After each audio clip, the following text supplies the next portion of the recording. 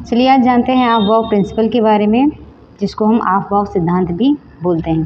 देखिए जो ऑफ-बाउ प्रिंसिपल है बेसिकली ये किसी साइंटिस्ट का नेम नहीं है, साइंटिस्ट का नाम नहीं है, बल्कि एक जर्मन लैंग्वेज का वर्ड दिया गया है जिसका मतलब होता है निर्माण करना।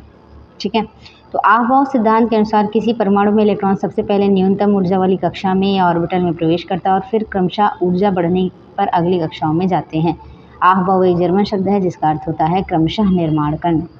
तो देखिए ऑफ-बाउ प्रिंसिपल में एक पैटर्न दिया गया है। कॉन्फ़िगरेशन करना यानी इलेक्ट्रॉनिक विन्यास करना आपको आता होगा या उसके बारे में पता होगा, जो कि आपने बोर के बारे में पढ़ा होगा। तो जो ये बोर का रूल था वो कॉन्फ़िगरेशन यानी विन्यास करने के लिए ही दिया गया था। तो जब आप 11th या 12th में जाते हो तब आपको फिर बोर के रूल्स के लिए एक नया रूल आ जाता है जो कि होता है ऑफ-बाउ का सिद्धांत। उसके अकॉर्डिंग आपको कॉन्फ़िगरेशन या विन्यास करने होते हैं। अब यहाँ देखिए जैसा कि बोला गया है, इन्होंने ये बोला है कि जैसे बोर ने भी सेम ही चीज़ बताई थी कि जो इलेक्ट्रॉन होते हैं वो कैसे प्रवेश करते हैं, ऊर्जा के बढ़ते हुए क्रम में प्रवेश करते हैं। सेम चीज़ यहाँ पे भी होता है। एक पैटर्न दिया गया है जो कि आप देख सकते हैं। इस पैटर्न को देखिए, ये पैटर्न ऊर्जा के बढ़ते हुए क्रम को बताता है, यानी इस पैटर्न में ही इलेक्ट्रॉन्स को फिल किया जाता है किसी एटम के या एलिमेंट के इलेक्ट्रॉन्स को। ठीक है, अब जैसे इससे पहले मैंने एक वीडियो बनाई थी जिसमें मैंने बताया था कि एस में कितने इलेक्ट्रॉन फिल कर सकते हैं, पी में कितने कर सकते हैं, डी में कितने कर सकते हैं और एफ में कितने कर सकते हैं। आप उस वीडियो को ज़रूर देखिएगा, वहाँ से आपको पता चल जाएगा कि हम एक मतलब सबसेल के ये जो उपकोष होते हैं एफ, डी, एस और पी, इसके अकॉर्डिंग हम कैसे इलेक्ट्रॉन्स को मैक्सिमम नंबर, हमारा अधिकतम संख्या कितनी होती है फिल करने का। तो इस पैटर्न को आपको याद ही करना होगा, रट्टा मारिए, क्योंकि हम इसको चेंज नहीं कर सकते हैं और हमें इसी में ही कॉन्फ़िगरेशन को या विन्यास को करना होता है।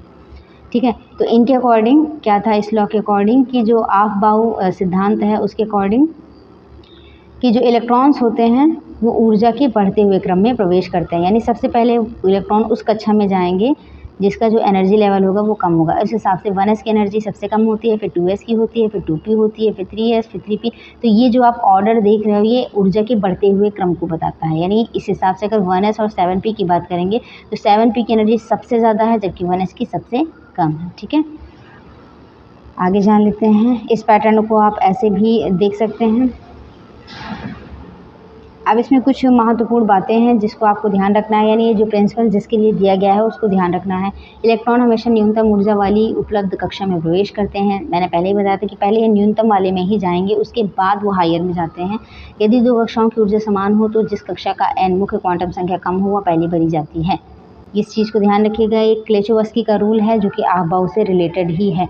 अगर मान लेते हैं तो कक्षाओं की ऊर्जा समान, ये जो ऊर्जा समान हो इसका एक कॉन्सेप्ट होता है जो कि क्लेचोवस्की का नियम है। अगर आपको चाहिए होगा तो मैं बता दूंगी, नहीं तो अभी आप जो है इसको शॉर्टकट में ही समझ लीजिए कि अगर ऊर्जा का स्तर समान होता है तो जिस कक्षा का n यानी वो क्वांटम संख्या ज़्यादा कम होती है उसमें वो पहले प्रवेश करेगा। ऑफ-बाउ सिद्धांत, पाउली अपवर्जन सिद्धांत और हुंड के, यहाँ पे हुंड होगा, हुंड के नियम के साथ मिलकर इलेक्ट्रॉन विन्यास को निर्धारित करता है। अब हुंड का नियम क्या था? हुंड का नियम यही था कि जितने भी उपस्थित ऑर्बिटल होते हैं उसमें जब तक एक एक इलेक्ट्रॉन ना फिल कर जाए दूसरा इलेक्ट्रॉन नहीं प्रवेश करेगा। ठीक है, ये हुंड का रूल था। अगर आप कहेंगे तो इसको मैं ब्रीफली भी बता दूंगी, एक्सप्लेन कर दूंगी। रही बात पाउली अपवर्जन नियम की, तो पाउली अपवर्जन नियम अगर आपको समझना है तो सबसे पहले आपको क्वांटम नंबर्स पता करना होगा।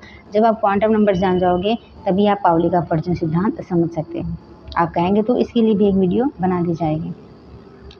आगे देखते हैं, यहाँ पे मैंने कुछ एग्जाम्पल दिए हैं कॉन्फ़िगरेशन के। जैसे ऑक्सीजन के परमाणु क्रमांक कितना होता है? 8। कुल इलेक्ट्रॉन कितने हो गए? 8, क्योंकि हमारा जो एटॉमिक नंबर होता है वो नंबर ऑफ इलेक्ट्रॉन होता है या नंबर ऑफ प्रोटॉन होता है।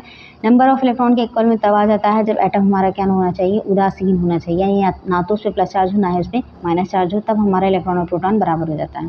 तो यहाँ पे इस समय इसके पास 8 इलेक्ट्रॉन है। भरने का क्रम क्या होगा? 1s 2s 2p, जो कि सेम वैसा ही था जैसे मैंने यहाँ पे आपको बताया था। ठीक है, इसमें कुछ चेंज नहीं होता है। अब इसका हम जो है ऑर्डर फिल कर लेते हैं। इसका ऑर्डर फिल कर लेते हैं तो सबसे पहले क्या होगा? 1s2 होगा, फिर 2s2 होगा और 2p 4 हो जाएगा। 1s2 2s2 और 2p 4। ठीक है, ये देखिए 1s2 2s2 और 2p 4, यानी s में हमारे 2 ही ऑर्बिटल जा सकते हैं, सेम दोनों में एक एक ऑर्बिटल में 2 2 इलेक्ट्रॉन जाए। फिर पी में हमारे 3 ऑर्बिटल होते हैं और मैक्सिमम नंबर ऑफ इलेक्ट्रॉन हमारा 6 जा सकता है, लेकिन अब क्योंकि यहाँ पे 8 है और बचते कितने हैं, इन दोनों को जब आप फिल कर दोगे तो 2 और 2 4 हो जाएंगे। तो बाकी के 4 हमारे जो बचते हैं किस में जाएंगे, पी में। पी में हम अधिकतम भर कितना सकते हैं, 6 में, लेकिन हम अपने तत्व के अकॉर्डिंग, अपने एलिमेंट के अकॉर्डिंग जो है यहाँ पे फिल करेंगे जितने हमारे इलेक्ट्रॉन्स प्रेजेंट हैं।